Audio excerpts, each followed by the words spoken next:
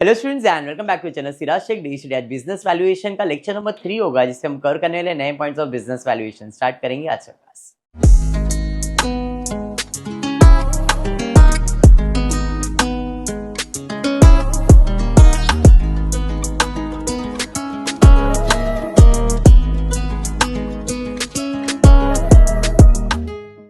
Start करेंगे business valuation. Mostly last lecture हो सकता है या और एक लेक्चर में ले लूंगा, इसका डिपेंड करता है, बिकॉज जितना आपको सम्स करवाया है ईवीए और एमबीए बस इतना ही है। उसके अलावा मैंने आपको कहा था बिजनेस वैल्यूएशन में आपको अगर याद हो issue of shares, goodwill, valuation of goodwill, valuation of shares, तो वैल्यूएशन ऑफ जो शेयर्स है ना वो भी एक तरह का बिजनेस वैल्यूएशन ही है। वैल्यूएशन ऑफ शेयर्स में आपको याद हो तीन चीज था, intrinsic value, yield method and fair value, याद है? तो वो भी एक तरह का बिजनेस वैल्यूएशन ही है। उधर भी हम एक शेयर का वैल्यू फाइंड करते हैं, तो that is nothing but valuation business. तो ऐसे टाइप के सम्स भी बिजनेस वैल्यू में आते हैं। आपके टेक्स्ट बुक में रेयर सम्स है, वैसे मैंने आज की क्लास में डाल दिया वो sum, but this is also part of your topic, ठीक है? तो अगर आपके टेक्स्ट बुक में नहीं है और एग्जाम में आ गया सर ये तो था नहीं, सर ये कभी पढ़ाया नहीं, इसके लिए मैं आपको अपडेट कर देता हूँ कि बिजनेस वैल्यूएशन के अंदर आपका इंट्रिंसिक वैल्यू, यील्ड वैल्यू और फेयर वैल्यू, ये टाइप के भी सम्स। गुडविल नहीं बात किया मैंने, कभी कभी गुडविल, क्यों बिजनेस के वैल्यूएशन के लिए हमको बिजनेस के वैल्यू के लिए गुडविल फाइंड करना पड़ता है, एक पार्ट है उसका बिजनेस का वैल्यू फाइंड करने के लिए। वो बोलेगा कि गुडविल का वैल्यू फाइंड करो, तो वो भी चीज पूछ सकता है, बट उसके आने के चांसेस यहाँ पे नहीं है। बट यहाँ पे इंट्रिंसिक वैल्यू, यील्ड वैल्यू के आने के चांसेस है। उसके अलावा ईवीए और एमवीए, पूरा कंसेप्ट और टॉपिक यही है। ओके, देखते हैं आज की क्लास में क्या है। आई होप ये फॉर्मूले सबको याद है, ईवीए का बराबर और एमवीए का market value minus capital employed, basic सा एक फॉर्मूला है, ठीक है? हमने question number 6, question number 7, question number 8, 9, 10 शायद नहीं किया, 11, फिर 12, 13, 14 नहीं किया था ना, 13 तक ही लास्ट था अपना, सब नंबर 14, ठीक है? देखते क्वेश्चन पूछा क्या गया। You are required to calculate EVA using the following information of bulk limited. Equity shares दिया गया है, रिजर्व्स एंड सरप्लस दिया गया है, डिवेंचर्स आपको दिया गया है, dividend is expected on equity shares, मतलब इक्विटी शेयर का कॉस्ट दिया है, केई दिया है 16%, प्रिवेलिंग कॉर्पोरेट टैक्स रेट दिया है 30%, फाइनेंशियल लेवरेजेस दे दिया है 1.2%। यहाँ पे कुछ नया आ गया। अब ये फाइनेंशियल लेवरेजेस क्या होता है? आपने लेवरेजेस करके एक टॉपिक किया है, अगर गलती से आपको याद हो तो, जिसमें ऑपरेटिंग लेवरेजेस, फाइनेंशियल लेवरेजेस और कंबाइंड लेवरेजेस, हमने ये तीन फॉर्मूला लेवरेजेस में किया हुआ था। ऑपरेटिंग लेवरेजेस का एक कंट्रीब्यूशन अपॉन EBIT, इसका था EBIT अपॉन EBT, ऐसा कुछ गलती से आपने पढ़ा रहेगा। और फिर एक कंबाइन होता है जिसमें EBIT EBT contribution upon EBT करते हैं, ऐसा कुछ पढ़ा है।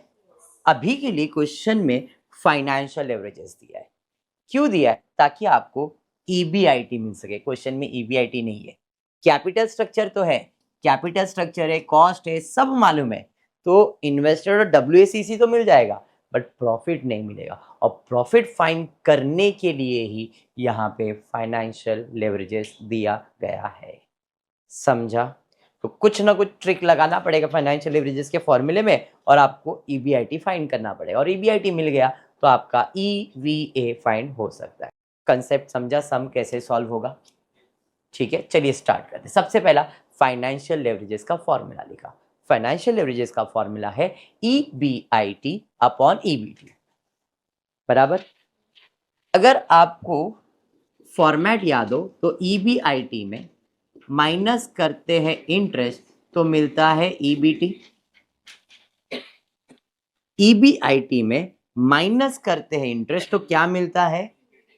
तो EBT को लिखने के लिए मैं ऐसा भी लिख सकता हूं, EBIT upon EBIT minus interest, तो ये जो है वो EBT हो गया ना। अब ये ऐसा ही क्यों लिखा? बिकॉज ईबीआईटी मालूम नहीं है, फाइनेंशियल लिवरेजेस मालूम है और इंटरेस्ट मालूम है। कहाँ मालूम है सर? डिबेंचर के ऊपर इंटरेस्ट कैलकुलेट होता है, तो मुझे इंटरेस्ट का अमाउंट मिल जाएगा। इसको हम लोग एज यूजुअल शहबाज के लिए क्या लेते हैं? एक्स, बराबर शहबाज? एक्स याद ही रखना है, एक्स इधर इधर इंटरेस्ट आ गया, ये मालूम है, तो आपको एक्स का वैल्यू मिल जाएगा। और एक्स का वैल्यू मिला मतलब क्या मिलेगा? EBIT. Clear? EBIT, EBIT minus interest is equal to financial leverages. Financial leverages कितना है? 1.2 है। ईबीआईटी, ईबीआईटी इंटरेस्ट कितना है भाई? डिबेंचर्स के ऊपर इंटरेस्ट कैलकुलेट होगा, मतलब 6 लाख रुपए। हाँ, समझ में आया? तो ये इधर एक 6 लाख कैलकुलेट करके बताया, कोई नहीं, आपको मैंने पहले बता दिया। अब यहाँ पे 1.2 time EBIT, EBIT minus 6 lakh, नीचू से ऊंचू हो जाएगा, मतलब ऊपर आ जाएगा। 1.2 इसको x लिखना है तो x minus 6 lakh is equals to x, बराबर? अरे समझा? मल्टीप्लाई आएगा तो 1.2x हो जाएगा। Wow wow wow, very good very good. Minus रिया 6 लाख, तो कितना भेटेगा? x, इधर 7,20,000 आ जाएगा ना मल्टीप्लाई करने से। Very good. एक जात वाले एक साथ आ जाए तो अच्छा लगता है, नंबर को उधर और x को इधर ले लेता हूँ।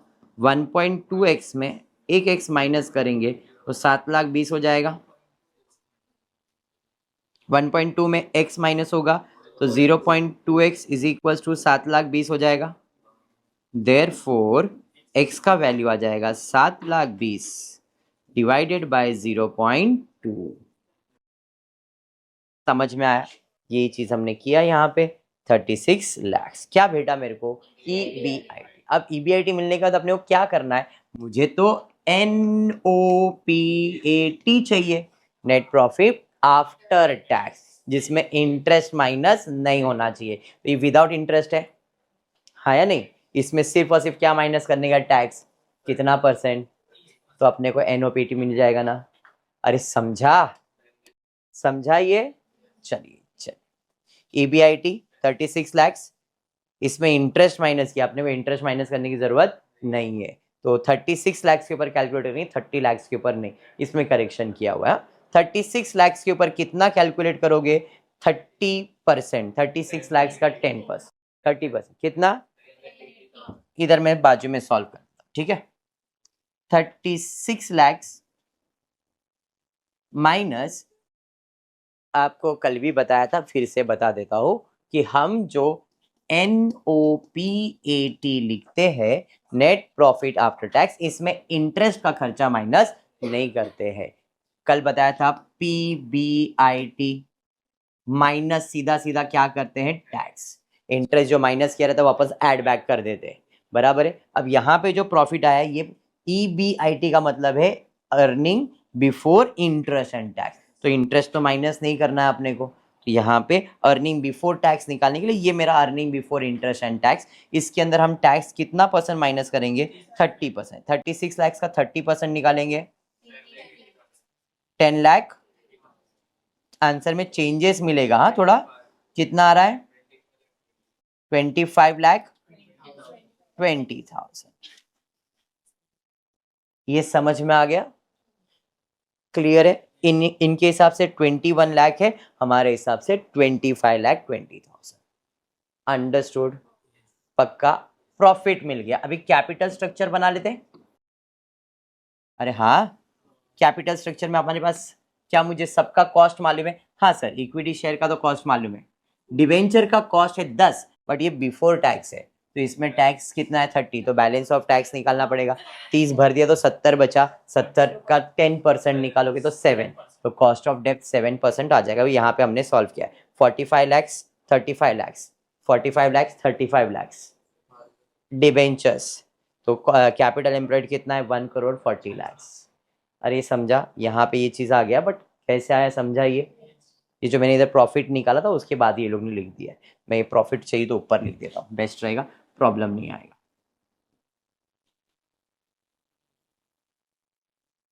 ये कैपिटल स्ट्रक्चर हो गया, प्रॉफिट यहाँ पे लिख देता हूँ। EBIT था 36 लैक्स, माइनस किया मैंने टैक्स 10,80,000, तो मुझे मिला EBT सॉरी EAT 25,20,000। ठीक है, ये पार्ट क्लियर हो गया। कैपिटल एम्प्लॉयड मिल गया तो इससे अपन WACC फाइंड कर सकते हैं। कॉस्ट ऑफ इक्विटी 16%, डिवेंचर के लिए 7%। कैपिटल में इक्विटी कैपिटल है मेरे पास 80 लैक्स, कहाँ से 80 लैक्स 35 + 45 80 लैक्स। डिवेंचर्स कितने का है 60 लैक्स। कॉस्ट 16 एंड 7%, 80 का 16% कैलकुलेट करेंगे 1280 और डिवेंचर्स का निकालेंगे 4,20,000। समझाइए, वही कैपिटल स्ट्रक्चर का WACC निकालते ना, 1,40,00,000 और 17,00,000। अरे समझा। अब EVA, अब ये नहीं WACC नहीं किया तो भी चलता है, मैंने बता दिया था। EVA का फॉर्मूला क्या है? EVA का फॉर्मूला है, हम लोगों ने परसेंटेज से निकाला है, हम रुपीज से निकालेंगे, निकाला रुपीज से भी शायद मेरे को मालूम, रुपीज से निकाला। रिटर्न ऑन कैपिटल एम्प्लॉयड कहाँ गया, नहीं निकाला रहेगा। देखो 21 लैक्स, इनको 21 लैक्स आया था, हमको कितना है 25,20,000, तो यहाँ पे हम लोग कितना लिखेंगे 25,20,000 minus capital employed into WACC। Capital employed है, WACC का परसेंटेज निकाला है कितना 17 लाख, तो यहाँ पे कितना आने वाला है 17 लाख, यहाँ पे कितना डालोगे 17 लैक्स। मैंने एक्सप्लेन किया, क्या किया समझ रहा है कि बाउंसर गया सब पक्का ना, क्योंकि रेगुलर लेक्चर्स में ये सब चीज बता दिया है, और जो लोग वीडियो देख रहे हैं उनको क्लियर वापस एक बार एक्सप्लेन करता हूँ, जरा ध्यान दे दो। देखो हम लोग ने यहाँ तक तो सॉल्व कर लिया, बराबर है, इसमें अमाउंट में करेक्शन है थोड़ा सा, यहाँ तक समझ में आ गया। उसके बाद हम लोग WACC का formula, cost of capital upon capital into 100, amount मत देखो कंसेप्ट को पकड़ो। कॉस्ट ऑफ कैपिटल कितना है 17 लाख, कैपिटल कितना है 1 करोड़ 4, डिवाइड किया आपको आया 12.14%, ये परसेंटेज आ गया। अगर आपको EVA फाइंड करना है परसेंटेज के बेसिस पे, तो return on capital employed find करना पड़ेगा। हमने कितना कमाया, तो मैंने इनके हिसाब से 21 लाख, बट मेरे हिसाब से कितना है 25,20,000, तो मेरा इधर प्रॉफिट आएगा 25,20,000 अपॉन कैपिटल कितना लगा 1,40,00,000 इंटू 100 करूंगा तो मुझे एक परसेंटेज मिलेगा 25,20,000 डिवाइडेड बाय 1,40,00,000 इंटू 100, तो कितना आ रहा है परसेंटेज 18% आ रहा है, तो हमारे हिसाब से यहाँ पे आएगा 18%। अरे ये समझ में आया। WACC का परसेंटेज मेरे को ऑलरेडी मालूम है, तो EVA का फॉर्मूला है return on capital employed minus WACC into capital employed. 18 minus 12.14, 18 minus 12 अब यहाँ पे 4 1 कर दिया है, 1 4 है, खाली एक बार चेक करना क्या है इधर 12.14 है क्या 4 1 है, यहाँ पे बोल रहा हूँ, पहले ये सॉल्व करो ना।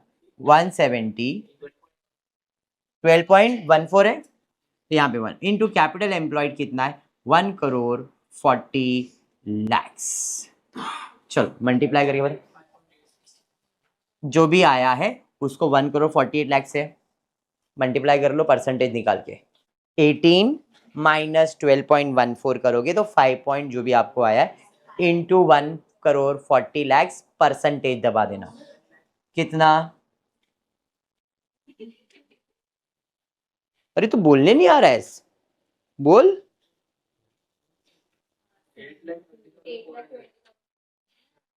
8,20,000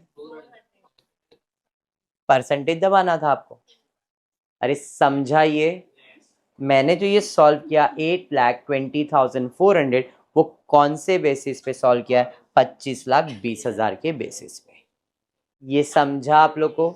अब यही सेम चीज बोलना बेटा, कुछ डाउट है, अमाउंट अलग आया, वापस से एक बार करो। रिटर्न कितना है 18%, WACC कितना है 12.14, तो कैलकुलेटर पे 18 माइनस 12.14 करो 5.86 आया। कैपिटल एम्प्लॉयड कितना है 1 करोड़, तो लिखो 1,40,00,000, जीरो बराबर डालना, ज्यादा जीरो डालोगे तो आंसर बदल जाता है। 1,40,00,000 इंटू 5.86%, कितना आया 8,20,04,00,000 आ गया। अरे समझाइए, तो ये मैंने परसेंटेज के बेसिस पे सॉल्व किया, बराबर। अब वही जगह पे अगर मैं अमाउंट के बेसिस पे सॉल्व करता हूं तो क्या मुझे वही आंसर आता है क्या, मैं वो चेक करता हूं। मेरा रिटर्न कितना है, 25,20,000। तो ईवीए के फॉर्मूले के हिसाब से यहां पे लिखूंगा 25,20,000। अरे हाँ, minus capital employed into WACC। WACC का आंसर कितना है, 17 लाख। 25,20,000 में से 17 लाख अगर मैं माइनस करता हूं कितना आता है, 8,20,000। सर उधर 8,20,000 400। अरे परसेंटेज के वजह से आ रहा है, हाँ, तो ऐसा कंफ्यूजन मत रखना। अरे ये समझा सर, मेरे को तीसरा फॉर्मूला भी करने का है, एक ये दूसरा और एक तीसरा फॉर्मूला भी है। तीनों फॉर्मूला बता रहा हूं, NOPAT minus equity capital into percentage of equity capital. याद है ये पहला फॉर्मूला, ये भी है ना एक फॉर्मूला, या तो कैपिटल एक कैपिटल होगा या तो वैरायटीज ऑफ कैपिटल होगा। हम लोग ये इन्वेस्टेड कैपिटल की बहुत सारे कैपिटल, अगर सिर्फ एक कैपिटल लेके किया तो आंसर आएगा क्या, वो भी चेक कर लेते हैं। ठीक है, ओनली वन कैपिटल। तो नेट प्रॉफिट कितना है, 25,20,000। इक्विटी कैपिटल कितना है, 80 लाख। ये मैंने बोल रहा हूं, है ना, इनटू 16%। अब बेवकूफ लोग ये सॉल्व करेंगे, कर रहे क्या, अगर कर रहे तो होशियार लोग बोलेंगे सर किया है, बेवकूफ लोग की बात किया, मैंने किया है ऑलरेडी, मैं होशियार है, तो मेरे पास है अमाउंट, तो मैं लिखूंगा 25,20,000 माइनस 12,80,000। कितना आ रहा है, 12,40,000। यहां पे जो हमने वैल्यू निकाला है वो किसके लिए निकाला है, सिर्फ इक्विटी के लिए। डिवेंचर्स भी तो है, तो अगर डिवेंचर्स का 4,20 इसमें से माइनस कर दोगे, 12,40,000 में से 4,20 अगर निकल जाएगा तो 8,20,000 आ जाएगा। समझा, कौन ऐसा लॉन्ग कोट बिंग कोट मारता है, ऐसा मारता नहीं, मैं सिर्फ सम एक्सप्लेन करता है ताकि दिमाग में ऐसा है कि हाँ कर सकते हैं हम लोग, कोई भी तरीके से करेंगे आंसर तो आएगा। तीनों फॉर्मूला एक्सप्लेन करने का रीजन ये था। कंसेप्ट बिजनेस वैल्यूएशन का क्या है अभी समझ में आया, हाँ। इधर 21 लाख से सॉल्व किया मैंने, 25,20,000 से सॉल्व किया। टेक्स्ट बुक का आंसर 80 लाख, सॉरी 8,20,400। 8,20,000 है किसी में, 8,20,400 डिफर करेगा। नोट्स वगैरह आप लोगों को मिल जाएगा तो ले लेना, ठीक है। यहाँ तक पक्का समझा, 100%। चलिए तो फिर बढ़ते हैं आगे और नेक्स्ट सम की तरफ जाते हैं। 8,20,000 कैपिटल वाला वैल्यू वाला, मतलब ये आपका आंसर है, ठीक है। उसमें करेक्शन है बट मैंने आपको सॉल्व करके दे दिया। टेक्स्ट बुक में पेज नंबर है 28, सम नंबर 19। 14 के बाद डायरेक्टली 19 है, मतलब 15, 16, 17, 18 नहीं हुआ, 19 पे आया। क्या पूछा है जरा देखो, ईवीए। अब ये तो आप लोग को इतना कॉन्फिडेंस होना चाहिए, करना चाहिए, बिकॉज सब इंफॉर्मेशन क्वेश्चन में दिया है। देखो, प्रॉफिट बिफोर इंटरेस्ट टैक्स दिया हुआ है, equity share reserve, long term interest tax सब दिया गया। छोटा सा समय कर ही सकते हो ऐसा मेरे को लग रहा है, बट मैं करता हूँ। सबसे पहला पीपीआईटी ले लिया, profit before interest and tax. क्या बेटा एसी बंद करते नहीं बेटा, काय बोलते हैं, वीडियो मुझे का है, नहीं नहीं बोल, जतरा बोल, वापस बोल। ऐसा ना, वाह, अच्छा बघ, हाँ पीपीआईटी किती आहे 1000 माइनस करते बेटा, नहीं नहीं माइनस करते इसमें, सर इसमें इंटरेस्ट नहीं है, माइनस क्या अभी बताया था मैंने। तो इधर सीधा टैक्स माइनस कर देंगे, 1000 का 35% निकालोगे 350 आएगा, 350 माइनस करोगे तो 650 बच जाएगा। नेट प्रॉफिट तो हो गया। अब कैपिटल पे जाएंगे, इक्विटी कैपिटल है और डिबेंचर्स है। डिबेंचर्स का परसेंटेज नहीं दिया है बट डिबेंचर का इंटरेस्ट दिया है। अगर 200 लाख 100% कैपिटल है तो उस पर इंटरेस्ट कितना आ रहा है, 20 लाख, तो वो कितना परसेंट है, तो 10% ही है ना।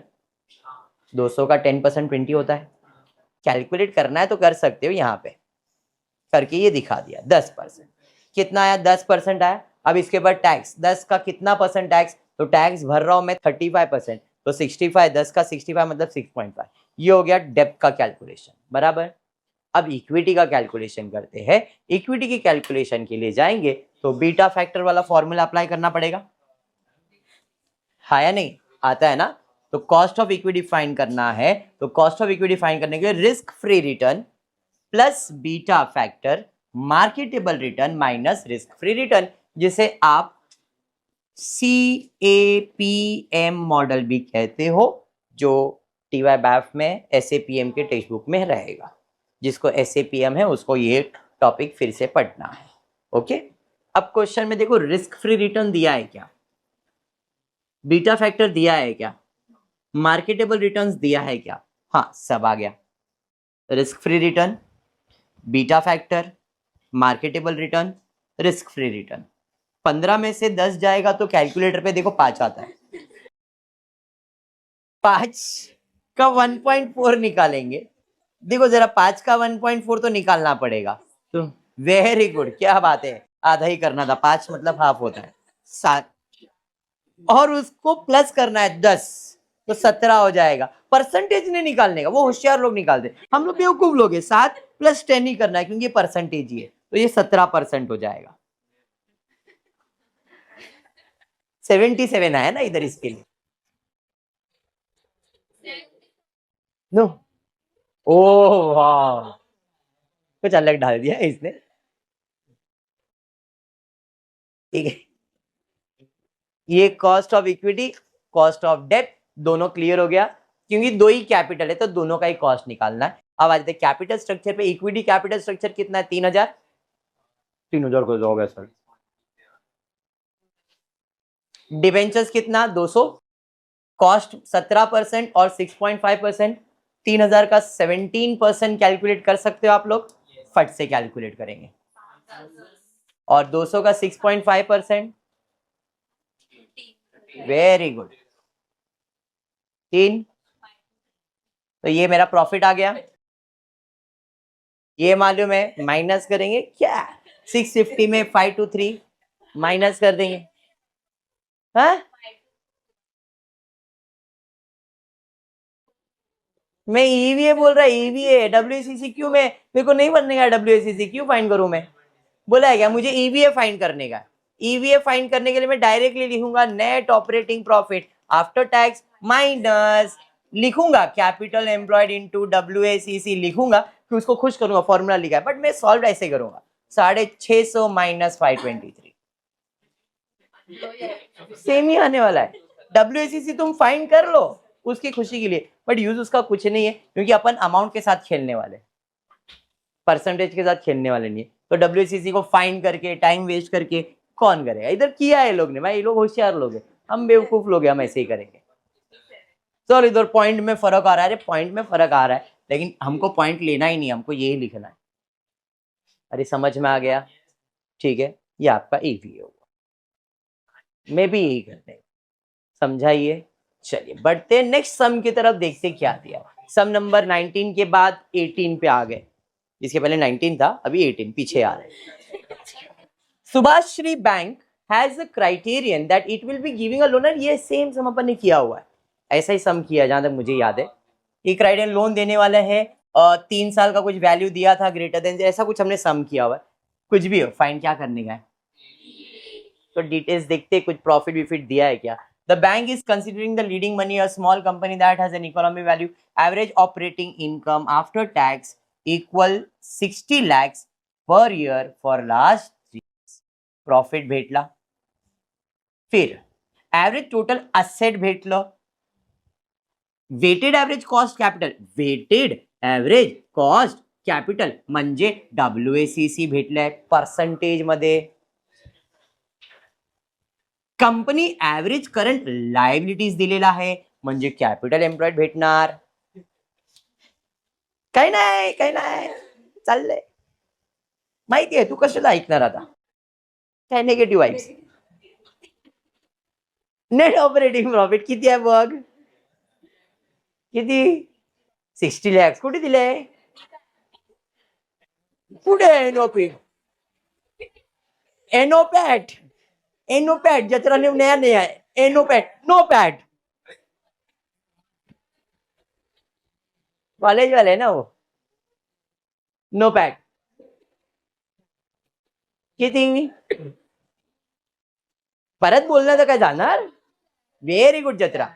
ये भेटा मेरे को capital employed asset minus liability 180 minus 36 lakhs. काय वन बोल 1,44,000 ना.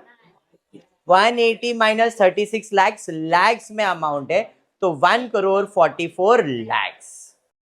ठीक है, ये मिल गया. WACC मालूम है तो हम EVA फाइंड कर सकते हैं. EVA का फॉर्मूला है net operating profit after tax capital employed into WACC. Net profit after tax कितना है 60 लैक्स, कैपिटल एम्प्लॉयड है 1,44,00,000 इंटू 15%. तो फट से कैलकुलेट करेंगे 21,60,000 आता है. 60 में से माइनस करेंगे 38,40,000. सम क्लियर हो गया क्या? इजी है ना. वाह, कल प्रैक्टिस किया ना इसके लिए. ठीक है क्या, ये सम समझ में आया बिजनेस वैल्यूएशन का. Last sum for the day जरा ध्यान देना. ये सम टेक्स्ट बुक में नहीं है आपके, ये सम ऐसा है कि सिरा सर ने अपने जेब से डाल दिया. ठीक है, तो जरा ध्यान देना. करना क्या है इस सम में, फाइंड आउट द, ये तो हमने सेमेस्टर 5th में किया है, फेयर वैल्यू फाइंड किया. और फेयर वैल्यू फाइंड करने का फॉर्मूला एक बार रिवाइज करता हूं. Fair value is equals to intrinsic value plus yield value divided by 2. तो सबसे पहला इंट्रिंसिक वैल्यू फाइंड करना पड़ेगा, फिर यील्ड वैल्यू फाइंड करना पड़ेगा. दोनों को डिवाइड बाय 2 करेंगे तो फेयर वैल्यू मिलेगा.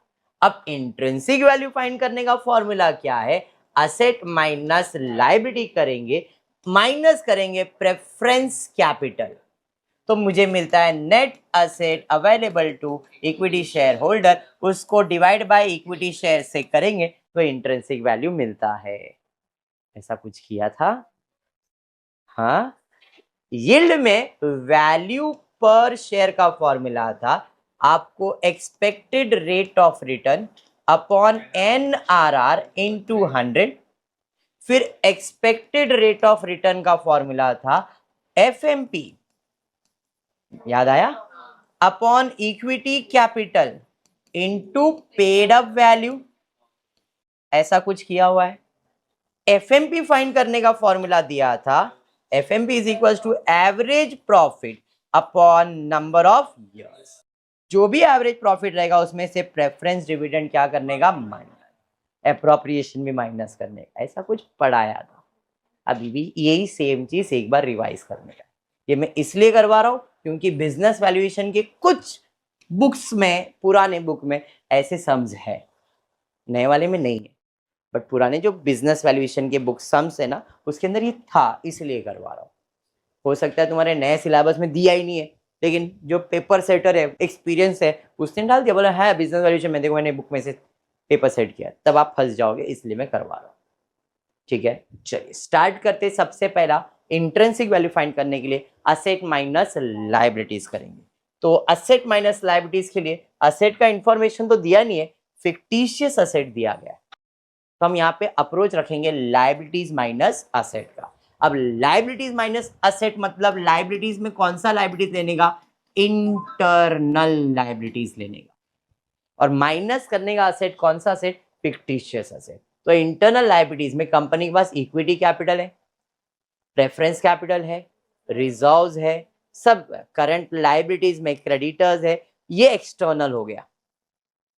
इंटरनल लायबिलिटीज लेना है तो हमने इक्विटी शेयर कैपिटल लिया, प्रेफरेंस शेयर कैपिटल लिया, रिजर्व्स लिया. कोई बोरोइंग्स वगैरह है क्या, नहीं. टोटल लेंगे, इसका टोटल आएगा 25 और 5 30 और 17,500 मतलब 47,500. माइनस करेंगे फिक्टिशियस असेट्स है क्या, है,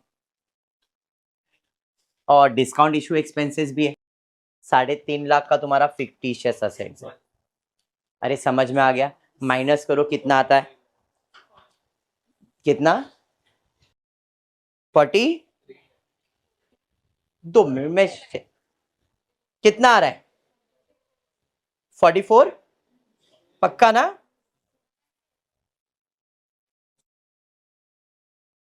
30 47 में 30 44 राइट आंसर है। 44 लाख मेरे को मिला है कैपिटल एम्प्लॉयड। इसके अंदर मैं माइनस करूंगा क्या? Preference share capital. 44 में से और 5 लाख माइनस कर दो, 39 लाख शायद, है ना? 39 लाख। तो इसे कहते हैं net asset available to equity share holder. ऐसा कुछ किया था, याद है ना? अब इसको डिवाइड करेंगे नंबर ऑफ इक्विटी शेयर से। कितने इक्विटी शेयर है? 2.5 लाख। इंट्रिंसिक वैल्यू का फॉर्मूला है net asset available to equity share holder upon number of equity shares, that is 39 lakhs divide by 250, 15.6। Intrinsic value समझ में आ गया? बराबर है। अब यील्ड वैल्यू फाइंड करने सबसे पहला मैं एफएमपी फाइंड करता हूँ। एफएमपी कैसे फाइंड करेंगे? क्वेश्चन में प्रॉफिट दिया है क्या, जरा चेक कर दो। हाँ सर, प्रॉफिट दिया हुआ है, बिफोर टैक्स दिया गया है, बराबर है। तो टोटल प्रॉफिट दिया है, माइनस कर दिया इंक्रीज। अब ये इंक्रीज कहां से? तो क्वेश्चन में कुछ दिया है क्या, देखता हूं। If it expect that the profit will increase by 20% in the future, मतलब 20% प्रॉफिट और बढ़ने वाला है, तो 12,50,000 का 20% कैलकुलेट करोगे तो 2.5 लाख रुपया प्रॉफिट बढ़ेगा। तो 12,50,000 में 2.5 लाख ऐड करने से 15 लाख का प्रॉफिट बिफोर टैक्स आएगा, जिसमें टैक्स रेट कितना है? 15%। तो 50% इसका माइनस करेंगे 7.5 लाख, तो प्रॉफिट मिल गया। अब इस प्रॉफिट में अपने को प्रेफरेंस डिविडेंड क्या करने का? माइनस, और 21 साल का दिया। एफएमपी का फॉर्मूला टोटल प्रॉफिट मतलब average profit upon number of years minus preference dividend. तो टोटल प्रॉफिट कितना है? 7.5 लाख। प्रेफरेंस डिविडेंड कितना है? 50। कौन से आया सर? 5 लाख का कितना परसेंट? 10%। कितने साल के लिए दिया? 1 ईयर के लिए। तो 7.5 लाख में 50 माइनस जाएगा 7 लाख, एफएमपी मिल गया। एफएमपी मिलने के बाद ईआरआर फाइंड करेंगे, profit available to equity share holder upon equity capital into paid up value per share. 7 lakh, equity capital कितना है? 25 lakh, into paid up value एक शेयर का कितना है? 10 रुपया। डिवाइड करेंगे, परसेंटेज में अमाउंट आ जाएगा 2.8। अब वैल्यू पर शेयर या यील्ड वैल्यू का फॉर्मूला है ईआरआर एनआरआर इनटू 100। 2.8 एनआरआर कहां दिया है सर? 14%। क्या इतना समझ में आ गया? हाँ, रिवीजन ही, ये समझो रिवीजन ही करवा दिया। इतना क्लियर? अब ये मिलने के बाद क्या फाइंड करना है? Fair value. फेयर वैल्यू का formula intrinsic value, yield value divided by 2। दोनों को प्लस डिवाइड बाय 2 कर दिया, 17.8। सम समझ में आया? बिजनेस वैल्यूएशन खत्म होता है, इतना ही है। बीच के जो सम्स मैंने नहीं करवाया आप लोग को, मतलब 14 कर लिया, 15 16 नहीं किया, 17 फिर 18 19 किया, थोड़ा 20 21 सम है टेक्स्ट बुक के अंदर। तो 6 सम से लेके 20 सम तक ऑलमोस्ट कंप्लीट करवाया, बीच में 1 2 3 सम नहीं किया, वो आप सम प्रैक्टिस करोगे तो हो जाएगा। क्लियर है? तो ये टॉपिक में मैक्स टू मैक्स इतना ही है, ये सम खाली मैंने ऐड ऑन करके दे दिया। ठीक है, तो यहाँ पे टॉपिक को वाइंड अप करता हूँ। नेक्स्ट क्लास में कुछ नए टॉपिक्स को स्टार्ट करेंगे। होपफुली वीडियो पसंद आए तो प्लीज वीडियो को लाइक कर देना, फ्रेंड्स ग्रुप में शेयर करना, चैनल को सब्सक्राइब करना। Thank you for watching the video.